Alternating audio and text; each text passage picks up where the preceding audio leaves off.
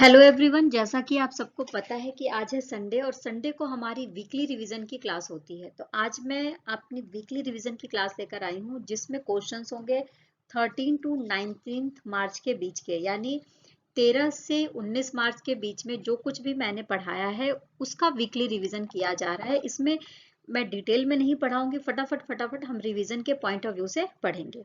तो चलिए स्टार्ट करते हैं। सबसे पहले हम डेज के बारे में बात करते हैं कि कौन कौन से डेज के बारे में हमने पढ़ा है। तो हमने 14 मार्च को पढ़ा था पाई दिवस और अंतर्राष्ट्रीय गणित दिवस के बारे में, जो हर साल 14 मार्च को मनाया जाता है। 14 ऑफ मार्च को ही नदियों के लिए कार्यवाही का अंतर्राष्ट्रीय दिवस मनाया गया था। साथ में 15 मार्च को विश्व उपभोक्ता अधिकार दिवस हमने पढ़ा था और 16 मार्च को राष्ट्रीय टीकाकरण दिवस हमने पढ़ा। 16 मार्च को ही इस्लामोफोबिया के विरुद्ध अंतर्राष्ट्रीय दिवस मनाया जाता है। 17 मार्च को विश्व नींद दिवस मनाया जाता है और 18 मार्च को आयुध निर्माण दिवस मनाया जाता है और 18 मार्च को ही वैश्विक रिसाइकलिंग डे मनाया जाता है। नियुक्तियों के बारे में बात करेंगे।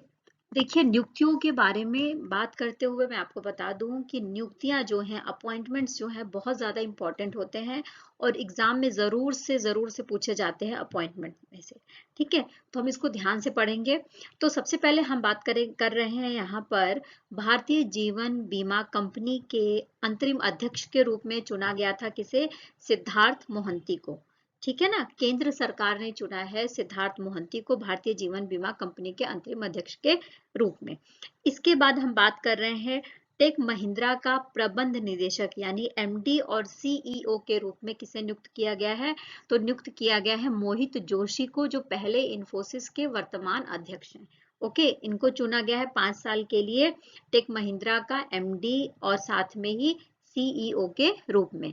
अमेरिकी राष्ट्रपति बाइडेन ने अपनी एक जो सलाहकार समिति है जिसका नाम है व्यापार नीति और वार्ता पर सलाहकार समिति, इसके लिए उन्होंने 2 भारतीय अमेरिकियों को नियुक्त किया है। उनके नाम देख लेते हैं वो क्या क्या है।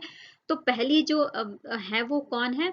तो फ्लेक्स की सीईओ है रेवती अद्वैती और साथ में ही जो प्राकृतिक संसाधन रक्षा परिषद है उसके सीईओ है मनीष बापना। इन दोनों को शामिल किया गया है अमेरिकी राष्ट्रपति जो बाइडेन के द्वारा व्यापार नीति और वार्ता पर सलाहकार समिति में।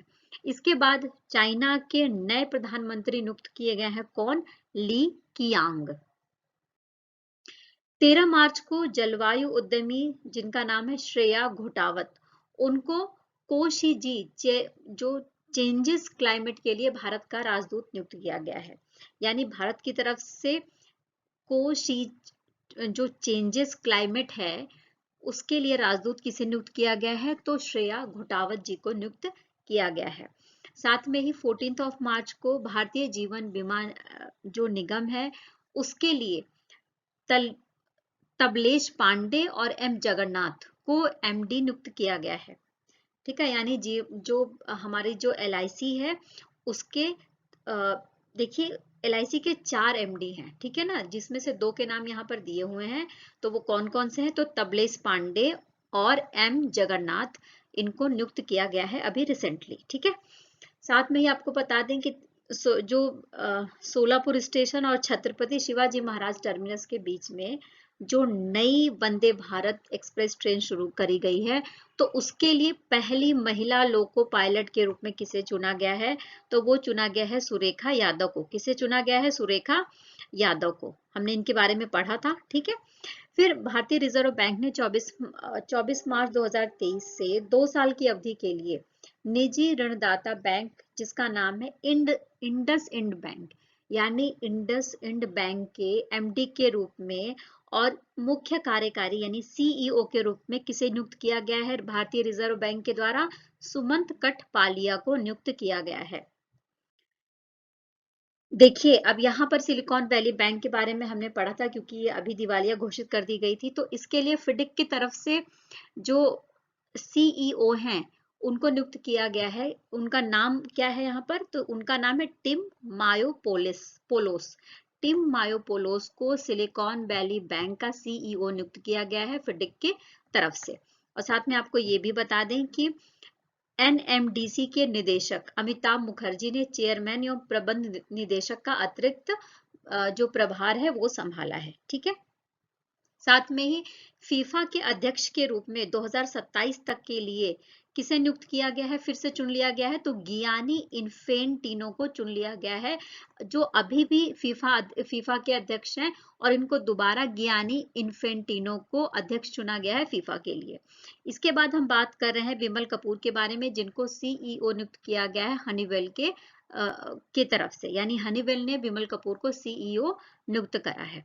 अमेरिका की जो सीनेट है उसने भारतीय मूल के एक अमेरिकी नागरिक हैं जिनका नाम है रवि चौधरी। क्या नाम है? रवि चौधरी। भारतीय मूल के अमेरिकी हैं जिनका नाम है रवि चौधरी। उनको यूएस एयरफोर्स के असिस्टेंट सेक्रेटरी के रूप में नियुक्त किया है। और साथ में आपको बता दें कि ये पहले भारतीय मूल के अमेरिकी हैं जिनको इस पद के लिए नॉमिनेट किया गया है और नियुक्त करने की बात कही गई है। उनका नाम क्या है? रवि चौधरी। अच्छा, अभी हमने भारतीय रिजर्व बैंक के गवर्नर के बारे में पढ़ा था कुछ दिन पहले ही।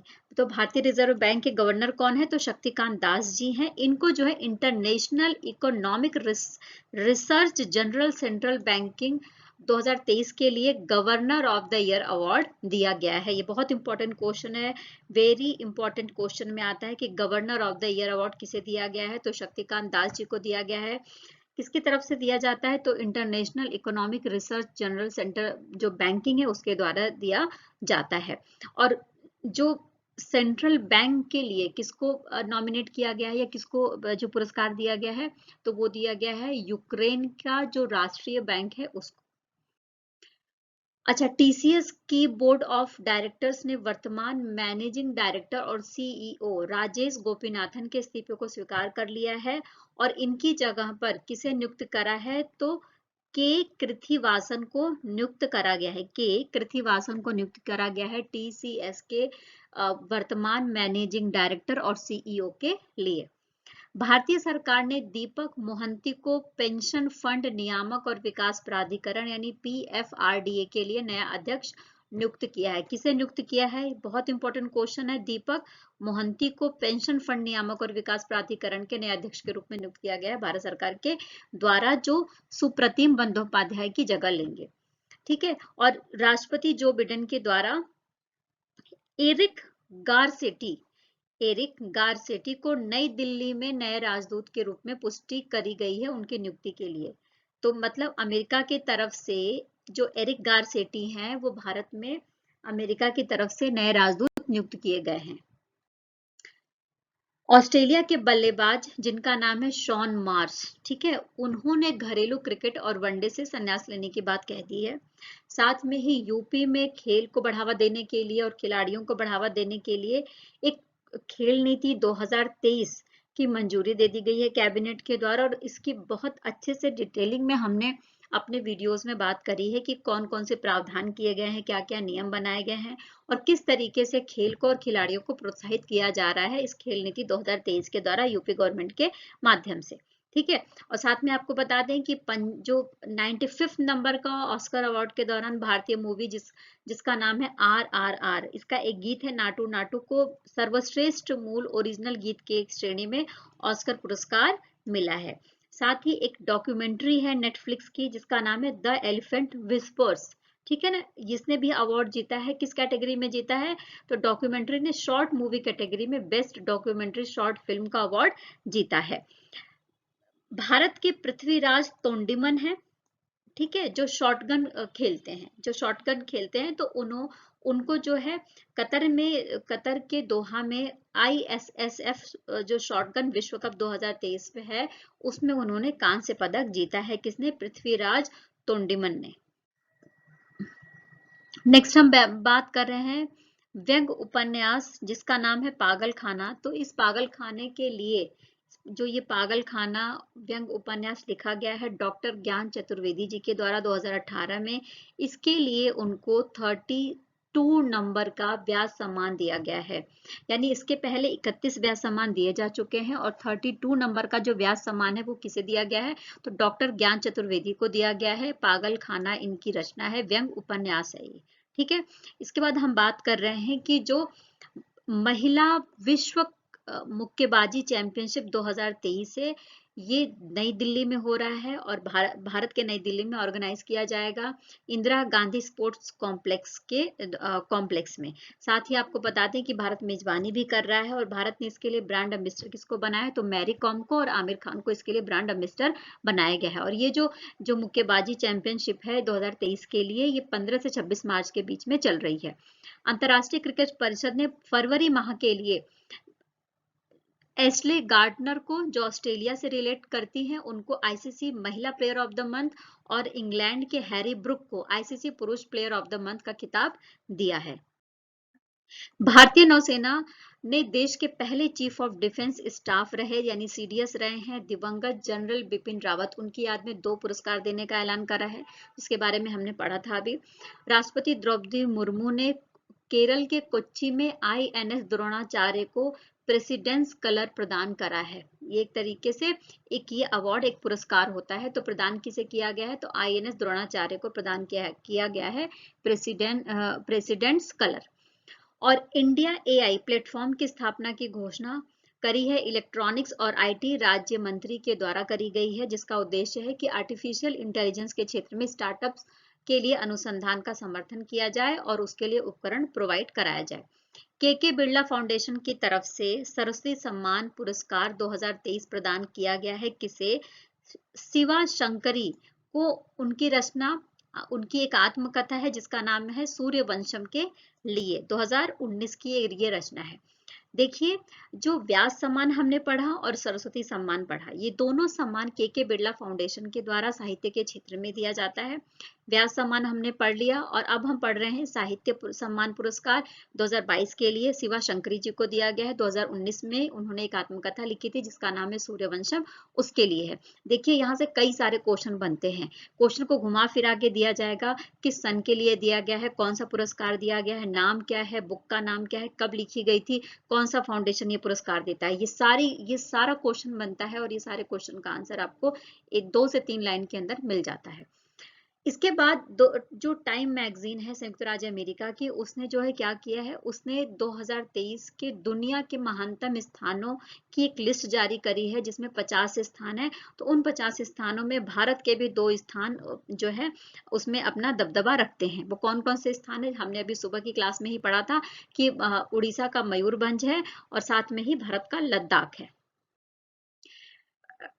टीम रेस्ट ऑफ इंडिया ने जो ईरानी कप 2023 है उसको जीत लिया है। ठीक है, टीम रेस्ट ऑफ इंडिया ने ईरानी कप 2023 का जो टूर्नामेंट है वो जीत लिया है, मध्य प्रदेश को उसने हराया है। इसके बाद तमिल लेखक हैं जिनका नाम है पेरुमल मुरुगन, उनको 2023 के लिए अंतर्राष्ट्रीय बुकर पुरस्कार के लिए नामांकित किया गया है। ये भी अपने आप में बहुत बड़ी बात है, अंतर्राष्ट्रीय बुकर पुरस्कार के लिए नामांकित हुए हैं तमिल लेखक है जिनका नाम है पेरुमल मुरुगन।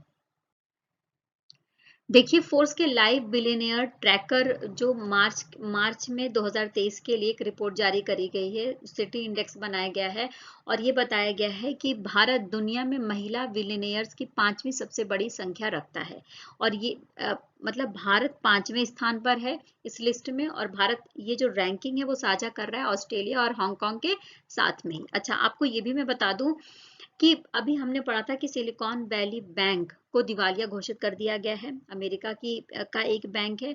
और जैसे भारत में रिजर्व बैंक ऑफ इंडिया बैंकों से रिलेटेड सारे निर्णय लेता है, सारी जो गतिविधियां हैं वो ऑर्गेनाइज करता है, उसी तरीके से अमेरिका में फिडिक ये काम करता है। और फिडिक जो है, फिडिक के द्वारा ये घोषणा करी गई है सिलिकॉन वैली बैंक को California department of financial protection और इनोवेशन के द्वारा बंद कर दिया गया है।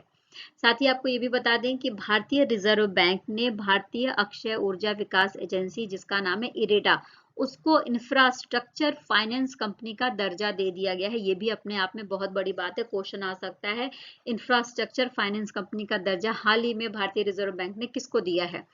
केंद्रीय वित्त मंत्री निर्मला सीतारमण ने अगले वित्त वर्ष के लिए जम्मू कश्मीर के लिए उन्होंने बजट पेश किया और बजट कितने का है, तो 1,18,500 करोड़ रुपए का बजट पेश किया गया है अकेले जम्मू और कश्मीर के लिए।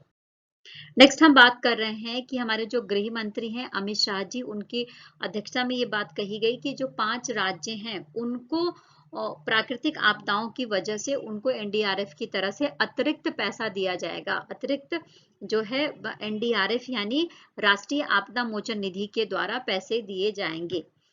वित्त मंत्री जो वित्त राज्य मंत्री हैं डॉक्टर भागवत किशन राव कराड, उन्होंने लोकसभा में कहा कि अप्रैल 2015 में प्रधानमंत्री मुद्रा योजना के तहत 38 करोड़ से अधिक ऋण दिए गए हैं, और जिसमें जो ऋण लेने वाली सबसे ज्यादा कौन है, तो महिलाएं हैं जिनको ऋण दिया गया है।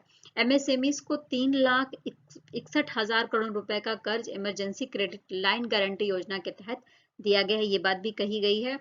और भारतीय स्टेट बैंक ने चालू वित्त वर्ष में 8.25% की कूपन दर पर अपने तीसरे बासेल 3 अनुपालन वाले अतिरिक्त टीयर 1 बॉन्ड जारी कर 3,717 करोड़ रुपए जुटाए हैं। यानी जो भारतीय स्टेट बैंक है उसने टीयर 1 की बिक्री करी है, उस बॉन्ड के जरिए कितने रुपए जुटाए हैं, तो 3,717 करोड़ रुपए जुटाए गए हैं एसबीआई के द्वारा।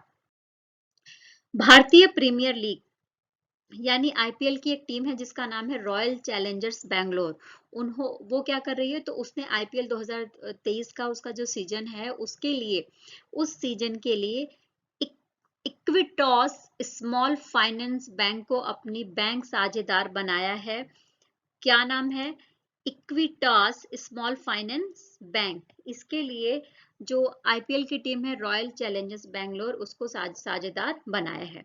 इसके अलावा जो सूर्योदय स्मॉल फाइनेंस बैंक है उसने महिला ग्राहकों के लिए नया बचत खाता लॉन्च किया है जिसका नाम है ब्लॉसम वुमेन्स सेविंग अकाउंट। घरेलू रेटिंग एजेंसी है जिसका नाम है क्रिसिल, अभी हमने सुबह इसके बारे में बात करा था। तो क्रिसिल ने ये बोला है कि 2023-24 के लिए जो देश की अर्थव्यवस्था है वो 6% की दर से बढ़ेगी, और 5 सालों तक देश की जो अर्थव्यवस्था है वो औसत 6.8% की दर से ग्रोथ करने की संभावना बताई गई है क्रिसिल के द्वारा। आज ही की सुबह की क्लास में हमने ओसीईडी यानी आर्थिक सहयोग और विकास संगठन के नवीनतम आंकड़ों के बारे में बात करी है, जिसने फ्रेजाइल रिकवरी शीर्षक से एक रिपोर्ट जारी करी है और कहा है कि 2024 के लिए जो देश की ग्रोथ है वो कितनी रहेगी, तो 5.9% की दर से बढ़ने की संभावना व्यक्त करी गई है। अभी हमने सुबह की क्लास में ही पढ़ा था कि एचडीएफसी लिमिटेड और एचडीएफसी बैंक विलय हो गए हैं, और विलय होने के बाद में कॉर्पोरेट इंडिया के इतिहास का सबसे बड़ा विलय बन गया है एचडीएफसी लिमिटेड और एचडीएफसी बैंक का विलय। साथ में आपको ये भी बता दें कि आर्थिक मामलों की मंत्रिमंडलीय समिति है जिसका नाम है सीसीईए, उसने नए इक्विटी शेयर जारी करके धन जुटाने के लिए सीपीएसई में सरकारी की हिस्सेदारी की आंशिक बिक्री के द्वारा एक प्रारंभिक सार्वजनिक प्रस्ताव या आईपीओ को मंजूरी देने का फैसला कर लिया है। 10 और 11 मार्च को भारत और फ्रांस के बीच में संयुक्त साझेदारी अभ्यास एम्पेक्स हुआ है। भारतीय नौसेना के द्वारा जो गाइडेड मिसाइल है फ्रिगेट और आईएनएस सह्याद्री ने भाग लिया था, और फ्रांस की तरफ से भी जो mister class amphibious assault ship है उसने भाग लिया था। 12 मार्च को प्रधानमंत्री श्री नरेंद्र मोदी के द्वारा कर्नाटक में बेंगलुरु मैसूरू एक्सप्रेसवे राष्ट्र को समर्पित कर दिया गया, और ये देखियो 118 किलोमीटर लंबा है। और साथ में आपको ये भी मैं बता दूं कि पहले जो बेंगलुरु और मैसूर के बीच की यात्रा 3 घंटे में होती थी, अब वो 75 मिनट में कंप्लीट हो जाएगी इस एक्सप्रेसवे के माध्यम से। भारतीय सेना ने हाल ही में सिक्किम में अपने नए प्रेसिशन अटैक लॉइटरिंग म्यूनिशन यानी पाम 400 हथियार का सफल परीक्षण किया है। ये पूरी तरीके से रिमोटली पायलटेड व्हीकल है जिसे दुश्मन के इलाके में दूर से ही भेजकर तबाही मचाई जा सकती है। उत्तराखंड में 4 धाम यात्रा का जो मार्ग है उसमें करीब जो 900 किलोमीटर वाला एरिया है उसमें पहला इलेक्ट्रिकल तीर्थ यात्रा गलियारा बनाया जाएगा, यानी जगह जगह पर जो इलेक्ट्रिक से चलने वाली जो गाड़ियां हैं उनके लिए चार्जिंग लगाए जाएंगे। इवन ये भी कहा गया है कि होटलों में भी और रेस्टोरेंट में भी इस तरीके की व्यवस्था करी जाएगी। सऊदी अरब और ईरान एक लंबे तनावपूर्ण अंतराल के बाद आपसी राजनयिक संबंध बहाल करने पर सहमत हो गए हैं, हमने इसके बारे में पढ़ा था। और नई दिल्ली के विज्ञान भवन में साझा बौद्ध विरासत पर एक अंतर्राष्ट्रीय सम्मेलन आयोजित किया गया है, और जिसमें शंघाई सहयोग संगठन 2023 के साथ भारत के सभ्यगत जुड़ाव पर ध्यान केंद्रित किया गया है। और आप सबको पता होना चाहिए कि भारत जो है शंघाई सहयोग संगठन यानी SCO की भी अध्यक्षता कर रहा है G20 के साथ साथ, है ना।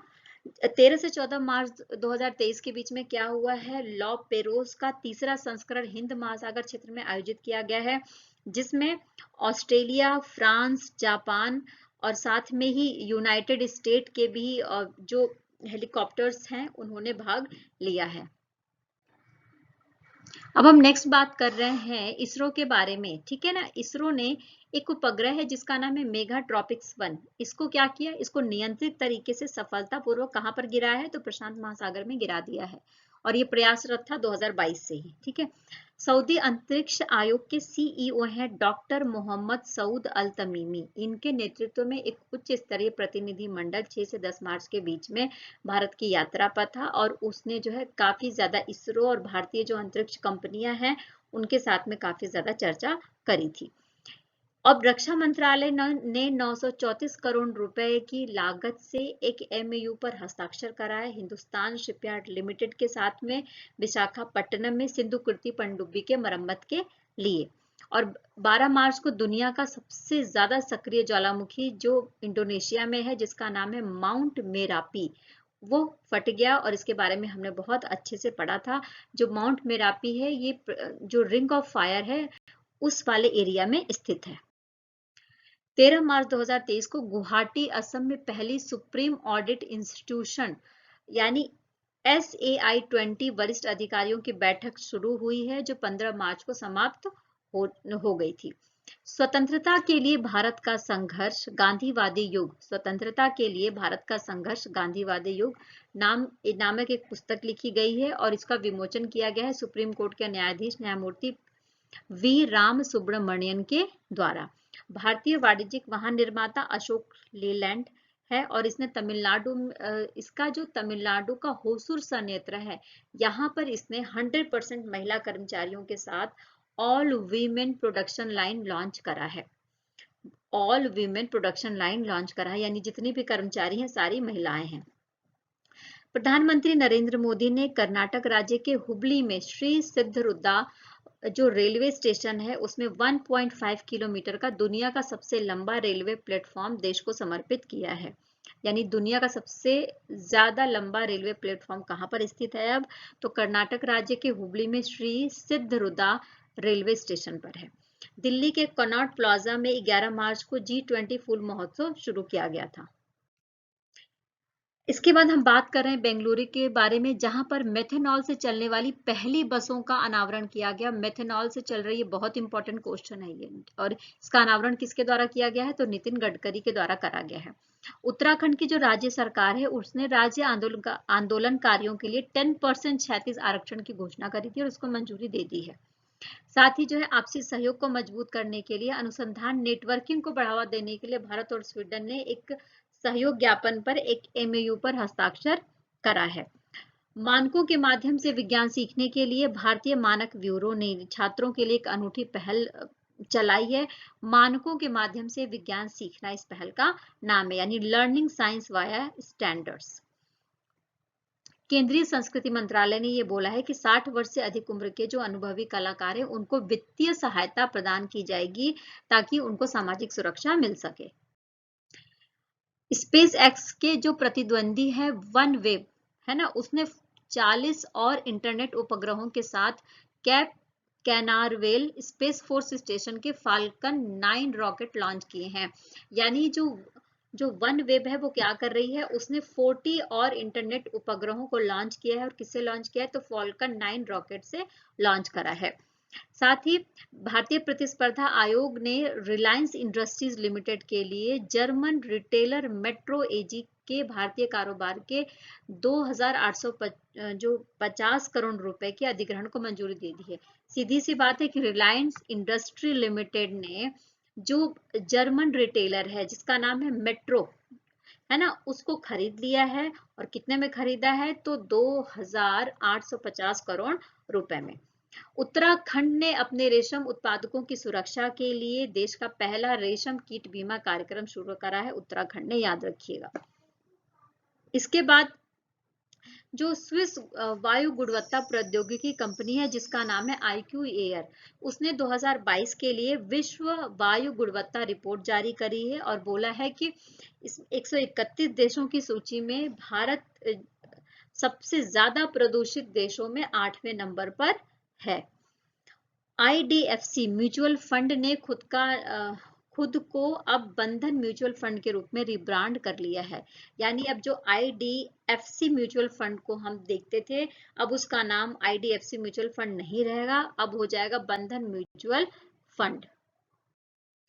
भारत में जोधपुर सैन्य स्टेशन में 6 से 13 मार्च के बीच में द्विपक्षीय कवच प्रशिक्षण अभ्यास जिसका नाम है ऑपरेशन बोल्ड कुरुक्षेत्र का 13वां संस्करण आयोजित किया गया है। कहां पर?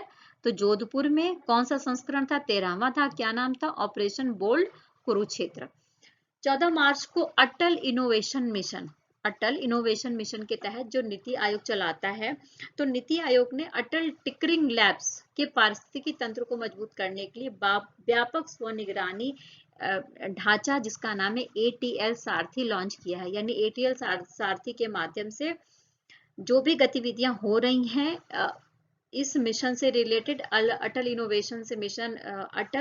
इनोवेशन मिशन से रिलेटेड, उसको नीति आयोग देख सकता है ATL सारथी के माध्यम से।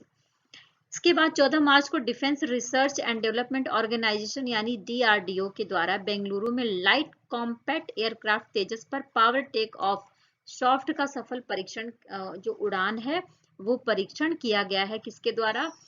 लाइट कॉम्पैक्ट एयरक्राफ्ट तेजस पर पावर टेक ऑफ करा गया है और ये सॉफ्ट का सफल जो उड़ान परीक्षण है ये करा गया है, सफल हो गया है भारत और उन चुनिंदा देशों में शामिल हो गया है जिसके पास इस तरीके की तकनीक है।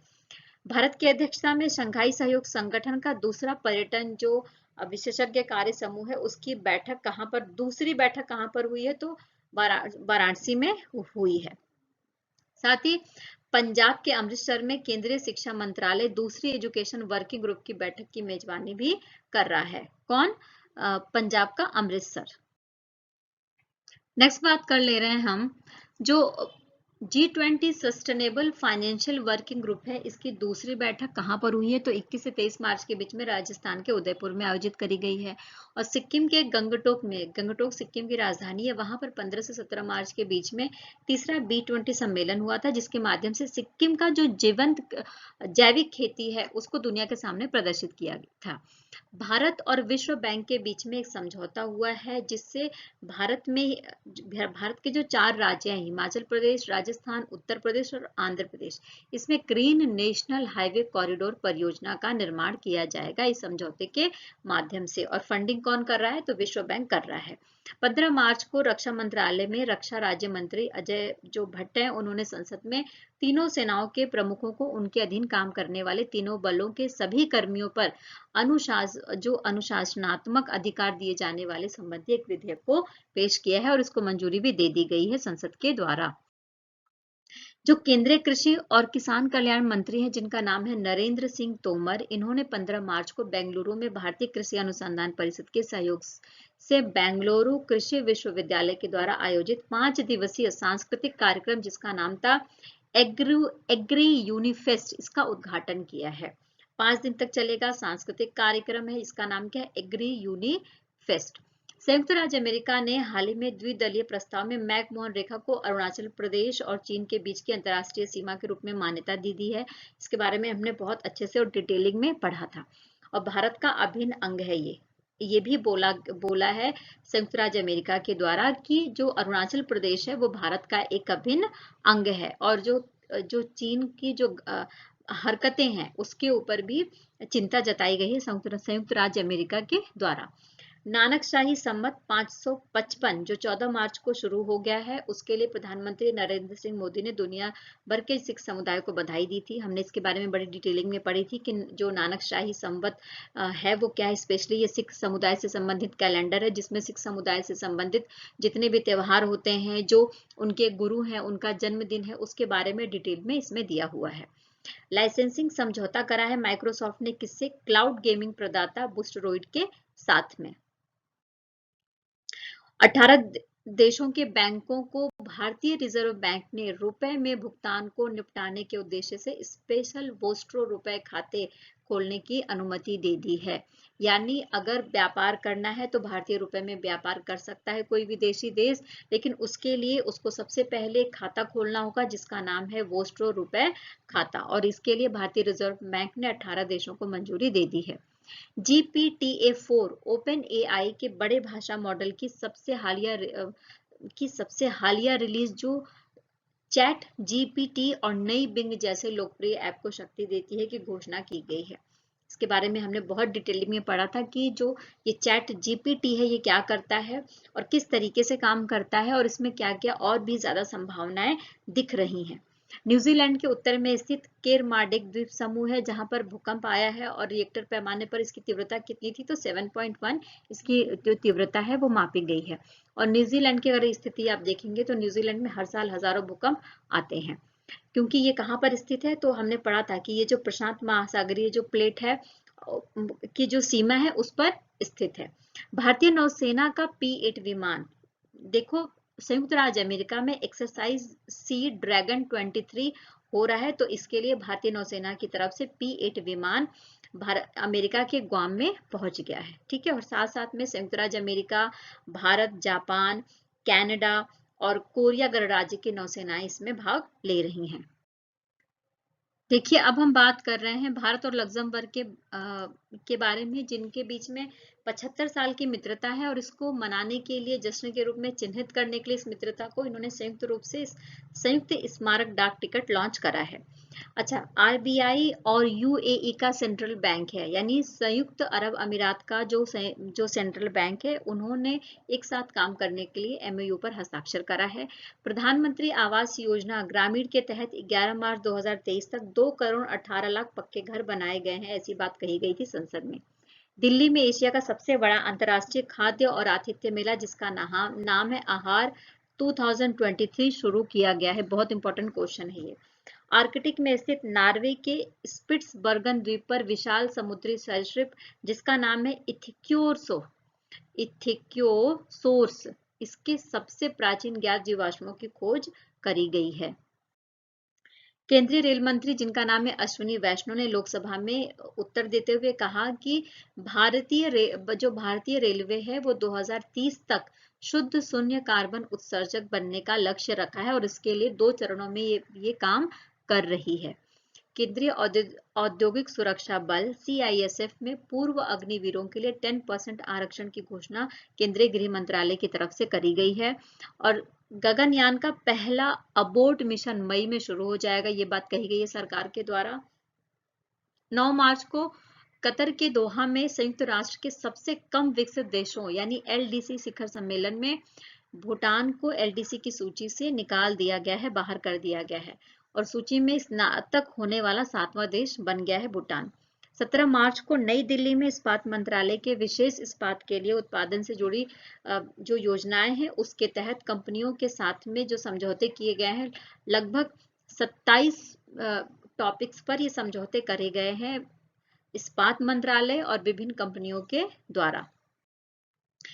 राव इंद्रजीत सिंह राज्य मंत्री हैं और सांख्यिकी और कार्यक्रम जो कार्यान्वयन मंत्रालय से संबंधित है। ठीक है, इन्होंने नई दिल्ली में महिलाएं और पुरुष भारत में 2022 का 24th का संस्करण लॉन्च करा है। यानी ये हर साल भारत की तरफ से लॉन्च किया जाता है, भारत में महिलाओं और पुरुषों की भागीदारी को लेकर और लिंग अनुपात के हिसाब से क्या डिफरेंसेस है दोनों में बताने के लिए। तो ये लॉन्च करा गया है राव इंद्रजीत सिंह के द्वारा, जो राज्य मंत्री हैं सांख्यिकी, कार्यक्रम और कार्यान्वयन मंत्रालय से रिलेट करते हैं। पत्रकार और लेखिका हैं जिनका नाम है रचना बिष्ट। उन्होंने अपनी book Bipin the man behind the uniform नामक एक किताब लिखी है, जो किसके ऊपर है, तो जो हमारे जो CDS थे बिपिन रावत उनके ऊपर है। श्री राजीव मल्होत्रा और श्रीमती विजया विश्वनाथन के द्वारा बुक लिखी गई है गंगा में सांप ब्रेकिंग इंडिया 2.0, ये भी याद रखना। शिक्षा मंत्रालय द्वारा आंकड़ों के अनुसार ये बताया गया है कि भारत में बिहार जो राज्य है वो सबसे ज्यादा कम साक्षर राज्य है, 61.8 की साक्षरता है यहाँ पर।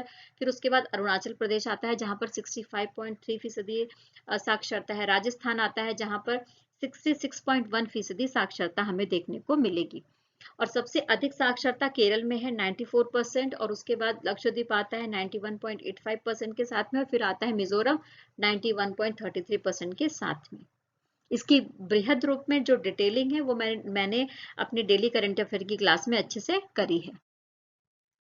अंतर्राष्ट्रीय आपराधिक न्यायालय यानी आईसीसी ने बच्चों के गैर कानूनी निर्वासन और यूक्रेन के क्षेत्र में जो रूसी संघ में लोगों का गैर कानूनी जो हस्तांतरण किया जा रहा है उसके संदेह में रूसी राष्ट्रपति व्लादिमीर पुतिन के खिलाफ गिरफ्तारी का वारंट जारी कर दिया है आईसीसी ने।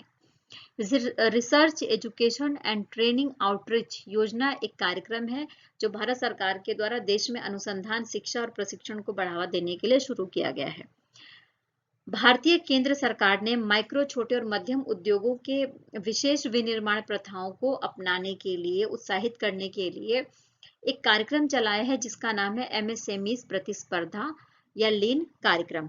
17 मार्च को झारखंड की सरकार ने झरनी योजना पोर्टल लॉन्च करा है जिसमें ये बोला गया है कि प्राइवेट सेक्टर में 75% स्थानीय कोटा सुनिश्चित किया जाएगा, यानी जो झारखंड की जनता है उसके लिए नौकरियां पहले होंगी, यानी 75% सीटें झारखंड की जनता के लिए होंगी। प्रधानमंत्री इस कार्यक्रम के दौरान अंतर्राष्ट्रीय बाजरा वर्ष 2023 पर एक अनुकूलित डाक टिकट और मुद्रा सिक्के का अनावरण करेंगे। देखिए, एक बाजरा सम्मेलन किया गया है, अधिवेशन किया गया है बाजरा पर। हम सबको पता है कि संयुक्त राष्ट्र महासभा ने 2023 को बाजरा वर्ष के रूप में मनाने की बात कही है, और इसकी जो शुरुआत है वो भारत से करी गई है, और भारत के द्वारा बाजरे के ऊपर या जो मोटे अनाज हैं उनके ऊपर कई सारे सम्मेलन पहले भी हो चुके हैं। तो अभी जो है नई दिल्ली में प्रधानमंत्री के द्वारा अंतर्राष्ट्रीय बाजरा जो वर्ष है उसके लिए डाक टिकट जारी किया गया है, मुद्रा सिक्के का अनावरण किया गया, और श्री अन्न के नाम से ये जो बाजरा अधिवेशन है या समारोह है इसको मनाया जा रहा है। कहाँ पर? नई दिल्ली में। केंद्रीय स्वास्थ्य मंत्रालय ने मार्च में फ्लू वायरस के H3N2 उप प्रकार के कारण हरियाणा और कर्नाटक में एक की मौत हुई है, ये बात की पुष्टि करी गई है, और हमने आज सुबह के ही सेशन में H3N2 क्या है इसके बारे में विस्तृत जानकारी ली है। सुप्रीम कोर्ट ने ये बोला है, केंद्र सरकार को ये बात बोली थी कि कर्नाटक और तमिलनाडु के बीच में जो जल को लेकर विवाद है उसको निपटाने के लिए पेन्नार नदी जल विवाद न्यायाधिकरण का गठन किया जाए, लेकिन अभी सेंट्रल गवर्नमेंट की तरफ से इस तरीके का कोई भी गठन नहीं किया गया है, और इसकी जो समय सीमा है वो समाप्त हो गई। इसके बारे में हमने भी सुबह की क्लास में पढ़ा था। 2023 में Stockholm International Peace Research Institute की रिपोर्ट के अनुसार कहा गया कि 2022 में भारत विश्व का सबसे बड़ा हथियार आयातक देश था, यानी 2022 में सबसे ज्यादा हथियार किसके द्वारा खरीदा गया? तो भारत के द्वारा खरीदा गया है, ये बात बताई गई है सिप्री की रिपोर्ट में। और भारत ने सबसे ज्यादा जो हथियार खरीदे हैं वो किस देश से खरीदे हैं? तो रसिया से खरीदे हैं। डेनमार्क ने उत्तरी सागर के नीचे 1800 मीटर लगभग 1800 मीटर कार्बन डाइऑक्साइड को स्टोर करने के लिए एक परियोजना का उद्घाटन किया है, ये बात हमने पढ़ी थी। और जो विदेशों से आयातित CO2 को दफनाने वाला दुनिया का पहला देश है, यानी जो डेनमार्क का उत्तरी सागर है वहां पर 1800 मीटर नीचे CO2 को दफनाया जा रहा है, और इसके लिए CO2 को आयात किया जा रहा है दुनिया के देशों से, और दुनिया का पहला देश बन गया है डेनमार्क। अब हम निधन के बारे में बात करेंगे कि इस हफ्ते में किन किन व्यक्तियों का निधन हो गया है जो काफी ज्यादा पॉपुलर थे। तो हम पहली बात कर रहे हैं 2 ओलंपिक में 3 मीटर और 10 मीटर की गोताखोर स्पर्धाओं में स्वर्ण पदक जीता था इन्होंने। दिग्गज गोताखोर थी जिनका नाम था पैट मैकमार्किक, उनका निधन हो गया है। वरिष्ठ पत्रकार थे वेद प्रताप वैदिक, उनका 70 वर्ष की उम्र में निधन हो गया। और CBI निदेशक थे के विजय रामा राव, उनका निधन हो गया मस्तिष्क संबंधी बीमारियों के कारण हैदराबाद में। इसके बाद टीवी शो नुक्कड़ से इन्होंने अपना किरदार स्टार्ट किया था। मशहूर एक्टर थे जिनका नाम है समीर खाकर, उनका 71 वर्ष की उम्र में निधन हो गया है। और नोबल शांति पुरस्कार विजेता थे जिनका नाम जापानी उपन्यासकार थे जिनका नाम है ओए केंजाबुरो, उनका भी हाल ही में निधन हो गया है। इस वीडियो में इतना ही। देखिए इस वीडियो में मेरी स्पीड बहुत तेज रहती है क्योंकि मेरी कोशिश रहती है कि मैं फटाफट जितना भी इस वीक में जो कुछ भी पढ़ा है उसका रिवीजन आपको करा दूं। रिवीजन का मतलब होता है कि आपने पढ़ लिया है और आपको एक रिकॉल हो जाएगा, ठीक है। बाकी डिटेल में मैं अपनी डेली करंट अफेयर की क्लास जो होती है उसमें डिटेलिंग में हर टॉपिक को अच्छे से समझाने की मेरी कोशिश रहती है।